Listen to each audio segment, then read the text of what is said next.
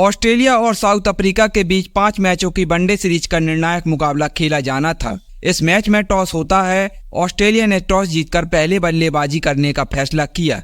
हर match की तरह इस मैच की भी शुरुआत होती है और आपको बताते चलें कि यह बात है 12 मार्च 2006 की, जब उन दिनों वनडे क्रिकेट में किसी भी टीम के लिए 400 का स्कोर बनाना एक सपना हुआ करता था और पूरी दुनिया का मानना था कि यह कारनामा केवल ऑस्ट्रेलिया ही कर सकती है। लेकिन यह स्कोर ऑस्ट्रेलिया के दामन पर एक काला दाग छोड़कर जाएगा, यह बात ऑस्ट्रेलिया को भी पता नहीं थी। अब मैच शुरू होता है। ऑस्ट्रेलिया की तरफ से एडम गिलक्रिस्ट और साइमन कैटिच पारी की शुरुआत करने आते हैं और गिलक्रिस्ट पहले ओवर की 5वीं गेंद पर पारी का पहला चौका लगाते हैं और दूसरा चौका चौथे ओवर की 5वीं गेंद पर आता है। लेकिन उसके बाद गिलक्रिस्ट अपने अंदाज में बल्लेबाजी करने लगते हैं और कैटिच भी चौके पर चौका लगाने लगते हैं। ये दोनों बल्लेबाज अपनी फितरत की तरह बल्लेबाजी कर रहे थे। ऐसा एक भी ओवर नहीं था जिसमें बाउंड्री ना आ रही हो और उसी बीच गिलक्रिस्ट ने अपनी हाफ सेंचुरी मात्र 35 गेंदों में पूरी कर ली। उसके बाद भी चौकों का सिलसिला जारी रहा। 15वें ओवर की पहली गेंद पर इस पारी का पहला छक्का आया, लेकिन दूसरी बॉल पर 55 रन बनाकर गिलक्रिस्ट आउट हो गए। पूरी साउथ अफ्रीका टीम के खिलाड़ी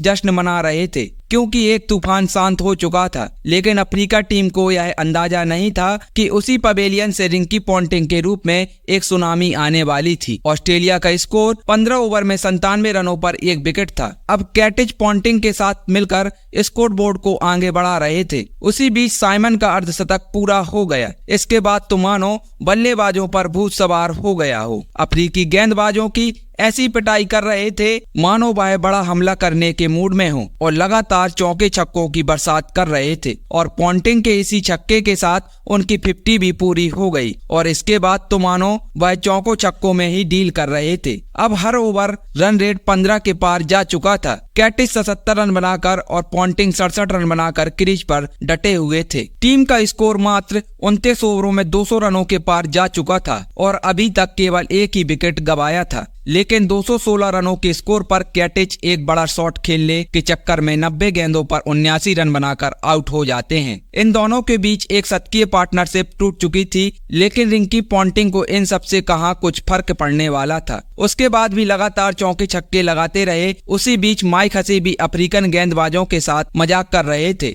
इन दोनों के बीच 50 रन की साझेदारी मात्र 35 गेंदों में हो चुकी थी। अब पॉन्टिंग 77 गेंदों पर 99 रन पर खेल रहे थे और साउथ अफ्रीका टीम के कप्तान ग्रीम स्मिथ के हाथों में बॉल थी। एक कप्तान दूसरे कप्तान को गेंदबाजी कर रहा था। इसी शॉट के साथ पॉन्टिंग का शतक पूरा हो गया और इसी बीच माइक हसी भी कहां पीछे रहने वाले थे। उन्होंने भी अपनी 50 पूरी कर ली और अब माइक हसी अपनी खूंखार बैटिंग से दुनिया को बता रहे थे कि आखिर क्यों उन्हें मिस्टर क्रिकेट कहा जाता है। अब ऑस्ट्रेलिया टीम का स्कोर 42 ओवर में 326 रन पर मात्र 2 विकेट था। उसके बाद तो रिंकी पॉन्टिंग चौके छक्के लगाते जा रहे थे। लेकिन उसी बीच माइक हसी 40 ओवर में 52 गेंदों पर 81 रन बनाकर आउट हो जाते हैं। टीम का स्कोर 376 रन था, लेकिन रिंकी पॉन्टिंग चौके छक्कों का सिलसिला जारी रखते हैं और देखते ही देखते पॉन्टिंग अपने 150 रन पूरे कर लेते हैं। लेकिन अब इस पारी के मात्र 3 ओवर ही बाकी थे। लेकिन यहाँ से ऑस्ट्रेलिया टीम अब क्या ही कर सकती थी।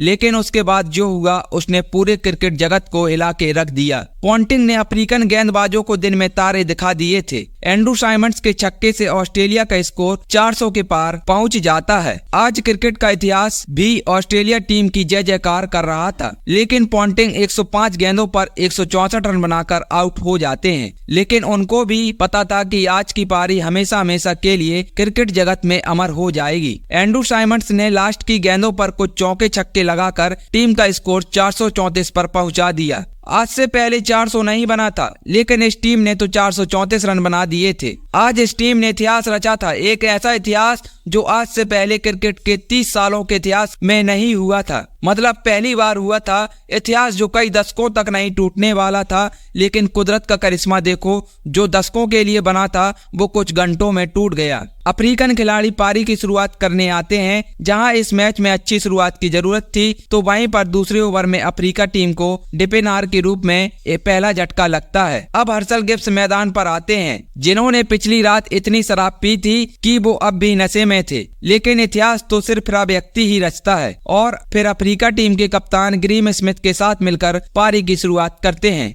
दोनों बल्लेबाजों का एक ही टारगेट था कि इस विशाल टारगेट को चेस करने के लिए हर बॉल पर चौके छक्के लगाने पड़ेंगे। देखते ही देखते दोनों बल्लेबाजों के बीच 50 रन की साझेदारी हो जाती है। फैंस जश्न मना रहे थे क्योंकि टारगेट तो बहुत बड़ा था। बस ये दोनों खिलाड़ी अपनी पारी को एंजॉय कर रहे थे और गिब्स के इसी सिंगल के साथ वो अपनी 50 पूरी कर लेते हैं। अब स्मिथ भी कहां पीछे रहने वाले थे, उन्होंने भी इस चौके के साथ अपनी 50 पूरी कर ली थी। इन दोनों के बीच एक शतकीय साझेदारी पूरी हो चुकी थी। टीम का स्कोर 16 ओवरों में 166 रन, मात्र एक विकेट था। इसके बाद तो ग्रीम स्मिथ की आंधी देखने को मिली। लगातार चौके छक्कों की बरसात करते रहे। हर्षल गिब्स भी चौके छक्कों की बरसात करते रहे, लेकिन उसी बीच अफ्रीका टीम के कप्तान ग्रीम स्मिथ 55 गेंदों पर 90 रन की धुआंधार पारी खेलकर आउट हो जाते हैं। टीम का स्कोर 22 ओवरों में 190 रन पर 2 विकेट था। एक कप्तान की बैटिंग रवैया देख टीम के खिलाड़ियों से रन चेस करने की उम्मीद जागी, लेकिन अभी भी मंजिल कोसों दूर थी। लेकिन शराब के नशे में धुत हर्षल गिब्स अभी भी मैदान में थे और अब उनका नशा सर चढ़कर बोल रहा था। अब हर्षल गिब्स 78 गेंदों पर 97 रनों तक पहुंच चुके थे और इसी चौके के साथ हर्षल गिब्स ने शतक लगा दिया। अब तो गिब्स अपने आपे से बाहर हो चुके थे। गेंदबाजों के साथ खिलवाड़ कर रहे थे। जो ऑस्ट्रेलियाई बल्लेबाजों ने अफ्रीकी गेंदबाजों का जनाजा निकाला था, उनको मौत का मंजर दिखाया था, तो वहीं अब हर्षल गिब्स उनके ही गेंदबाजों की कब्र खोद रहे थे और उसी के साथ एबी डिविलियर्स ने भी एक अच्छा शॉट लगाया, लेकिन मात्र 14 रन बनाकर आउट हो जाते हैं। अब अफ्रीका को 19 ओवरों में 151 रनों की जरूरत थी, लेकिन गिब्स रुकने का नाम ही नहीं ले रहे थे। छक्के पर छक्का लगाए जा रहे थे, लेकिन उसी ओवर में हर्षल गिब्स 111 गेंदों पर 175 रनों की धमाकेदार पारी खेल पवेलियन के लिए रवाना हो जाते हैं। उनके विकेट के साथ जीत की भी उम्मीद धुंधली दिखाई देने लगती है। यह स्कोर मुश्किल तो जरूर था, लेकिन नामुमकिन नहीं था। गिब्स ने एक दिल दहलाने वाली पारी खेली थी, लेकिन उसके बाद जैक कैलिस आते हैं और कुछ शानदार शॉट खेलते हैं। साउथ अफ्रीका की थोड़ी जीत की उम्मीद बढ़ाते हैं, लेकिन वो मात्र 20 रन बनाकर आउट हो जाते हैं और अफ्रीका को अब 50 गेंदों पर 87 रन की जरूरत थी और जस्टिस कैम्प एक छक्का लगाते हैं, लेकिन अगली ही गेंद पर आउट हो जाते हैं। मार्क बाउचर और बेथ क्रीज पर होते हैं। दोनों ने शानदार खेल दिखाया, लगातार चौके छक्के लगाते रहे और ऑस्ट्रेलियाई गेंदबाजों की खूब पिटाई की। ऑस्ट्रेलियाई टीम को दिन में तारे दिखा दिए। अब मात्र 35 गेंदों पर 60 रनों की जरूरत होती है और उसके अगले ओवर में एक चौका और छक्का लगता है, जिससे जरूरी रन रेट में कमी आ जाती है। बेथ 11 गेंदों पर 26 रन बना चुके थे, लेकिन वो आउट हो जाते हैं। साउथ अफ्रीका खेमा निराश हो चुका था। अब अफ्रीका टीम को 19 गेंदों में 34 रनों की जरूरत होती है और नया बल्लेबाज क्रीज पर आता है और आते ही एक शानदार चौका जड़ देता है। मानो आज मैदान पर जो भी आता चौकों छक्कों की बूटी पीकर आता। अब अफ्रीका को मात्र 18 गेंदों पर 30 रन की जरूरत थी। ओवर की पहली गेंद पर मार्क बाउचर चौका जड़ देते हैं और अफ्रीकी टीम इस चौके की मदद से 400 का आंकड़ा छूकर एक नया इतिहास बना चुकी थी। दूसरा इतिहास बनाना बाकी था, जो कभी नहीं हुआ था, आज 2 बार हो चुका था। उसके बाद एक और चौका लगा दिया, फिर एक शानदार छक्का जड़ दिया और इसी छक्के के साथ अफ्रीका टीम जीत के करीब पहुंच चुकी थी। उसी बीच लोगन 6 गेंदों में 12 रन बनाकर आउट हो जाते हैं। अब साउथ अफ्रीका को अंतिम ओवर में 7 रन की जरूरत थी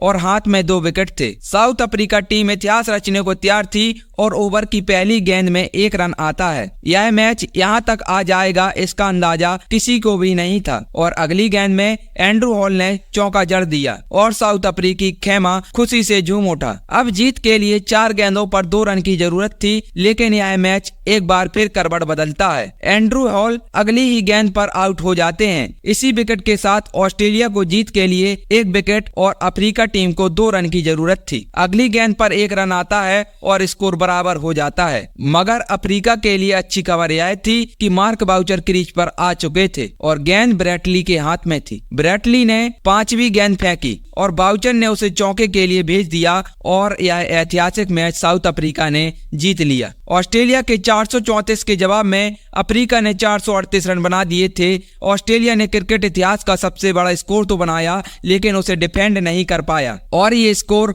ऑस्ट्रेलिया के लिए एक धब्बा बन गया। अगर ये वीडियो पसंद आई हो तो वीडियो को सब्सक्राइब, लाइक, शेयर जरूर करें। धन्यवाद दोस्तों।